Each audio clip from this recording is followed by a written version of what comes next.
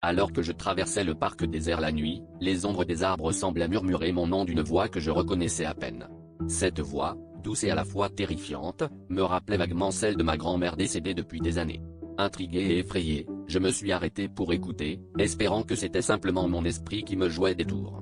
Pourtant, un frisson glacial parcourut mon échine lorsque je me suis rendu compte que la voix semblait se rapprocher, comme si elle émanait des profondeurs du parc. Je me suis mis à marcher plus vite, mon cœur battant sauvagement dans ma poitrine. Les murmures persistaient, se transformant en un chant macabre qui résonnait dans l'air nocturne. Chaque pas que je faisais semblait être accompagné d'une ombre qui glissait juste hors de ma vue, me forçant à me retourner constamment. C'est alors que j'ai aperçu, à la lueur de la lune, une silhouette familière au loin. Elle se tenait immobile, son visage caché dans l'obscurité, mais je savais qu'elle m'attendait. Mon esprit luttait pour comprendre ce que mes yeux voyaient, car cette silhouette ne pouvait pas exister. En m'approchant à contre-cœur, je reconnus enfin de qui il s'agissait, c'était moi, mais pas tout à fait. Un reflet déformé de moi-même, avec un sourire inquiétant, se tenait là, me fixant avec une intensité dérangeante. « Viens », chuchota la voix, et mon double ombre tendit la main vers moi.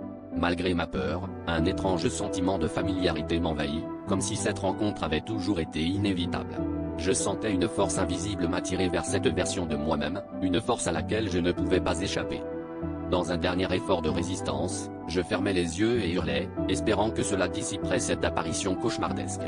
Quand je les rouvris, le parc était de nouveau silencieux, les ombres inactives. Mais quelque chose avait changé. En rentrant chez moi, je sentais une présence constante derrière moi, une ombre qui n'était pas la mienne.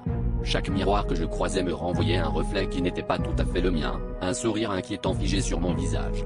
Je compris alors que l'ombre de cette nuit-là m'avait suivi, et qu'elle était désormais une partie de moi.